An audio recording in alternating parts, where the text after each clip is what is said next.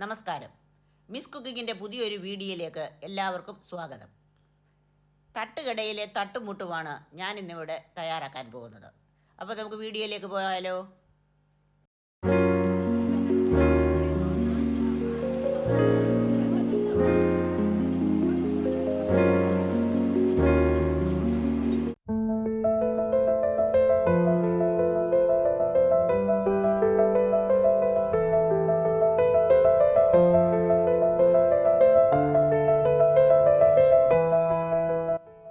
നമുക്ക് ആദ്യം ഫ്ലെയിം ഓണാക്കി ഒരു പാൻ അടുപ്പിലേക്ക് വെച്ച് കൊടുക്കാം. പാൻ ചൂടായി കഴിഞ്ഞാൽ അതിലേക്ക് ആവശ്യത്തിന് വെളിച്ചെണ്ണ ചേർത്ത് കൊടുക്കാം. എണ്ണ ചൂടായതിനു ശേഷം അതിലേക്ക് ആവശ്യത്തിന് കടുക്, സ്പൈസസ്, ഇഞ്ചി അരിഞ്ഞത്, വെളുത്തുള്ളി ഇവ ചേർത്ത് നന്നായിട്ട് മൂപ്പിക്കാം.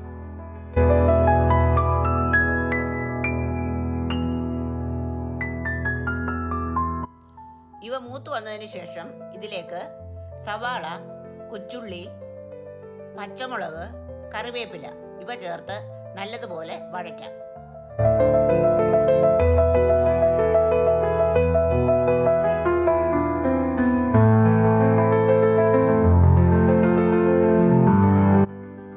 ഇത് നല്ലതുപോലെ വഴന്നു വന്നതിന് ശേഷം മസാലകൾ ചേർത്ത് കൊടുക്കാം.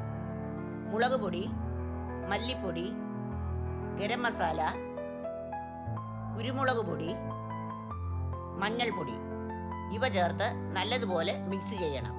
അതിനുശേഷം ഇതിൻ്റെ പച്ചമണം മാറുന്നതുവരെ നമുക്ക് മൂപ്പിച്ചെടുക്കാം.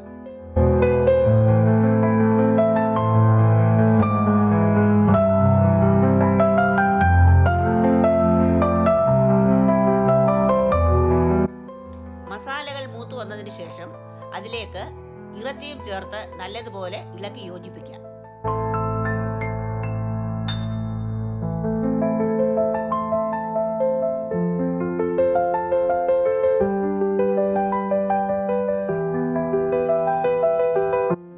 ഇനി ആവശ്യത്തിന് ഉപ്പും ചേർത്ത് ഒന്നുകൂടി മിക്സ് ചെയ്യാം.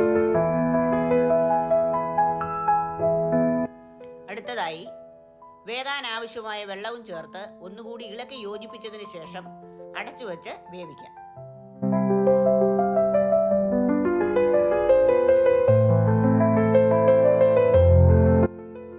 ഇനി അടുത്ത ഫ്ലെയിം ഓണാക്കി ഒരു പാത്രത്തിൽ കപ്പ വേകാൻ ആവശ്യമായ വെള്ളം വെച്ച് തിളപ്പിക്കാം.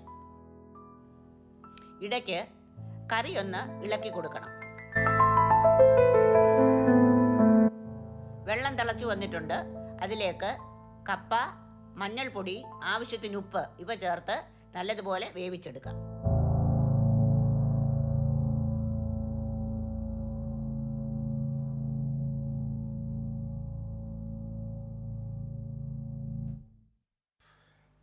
അപ്പോൾ നമ്മുടെ കപ്പ നല്ലതുപോലെ വെന്ത് വന്നിട്ടുണ്ട്. അത് നമുക്കൊരു അരിപ്പ പാത്രത്തിലേക്ക് കോരി മാറ്റാം.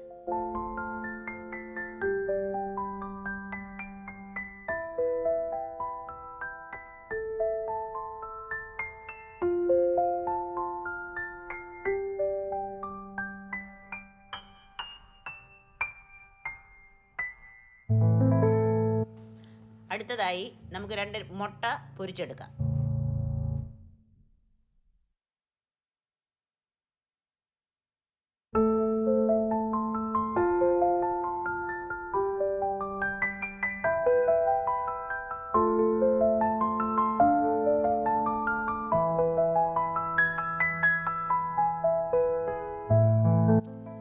അപ്പോൾ നമ്മുടെ കറി റെഡി ആയിട്ടുണ്ട്. ഇനി നമുക്ക് ഫ്ലെയിം ഓഫ് ചെയ്യാം.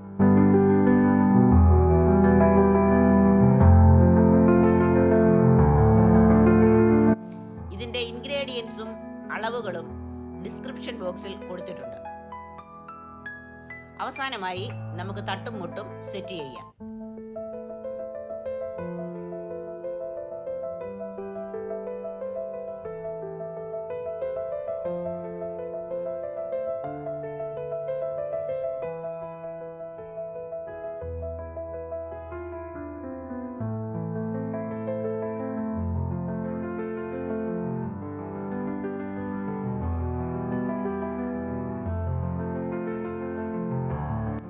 അപ്പോൾ നമ്മുടെ തട്ടുകടയിലെ തട്ടുമുട്ട് ഇവിടെ റെഡി ആയിട്ടുണ്ട്. ഈ വീഡിയോ നിങ്ങൾക്ക് ഇഷ്ടമായെങ്കിൽ ട്രൈ ചെയ്ത് നോക്കണം. ലൈക്ക് ചെയ്യണം, ഷെയർ ചെയ്യണം. ഈ ചാനൽ ആദ്യമായിട്ടാണ് കാണുന്നതെങ്കിലൊന്ന് സബ്സ്ക്രൈബ് ചെയ്ത് സപ്പോർട്ട് ചെയ്യണേ. നിങ്ങളുടെ നിർദ്ദേശങ്ങളും അഭിപ്രായങ്ങളും എഴുതി അറിയിക്കാനും മറക്കരുത്. അടുത്ത വീഡിയോയിൽ വീണ്ടും കാണാം. നന്ദി, നമസ്കാരം.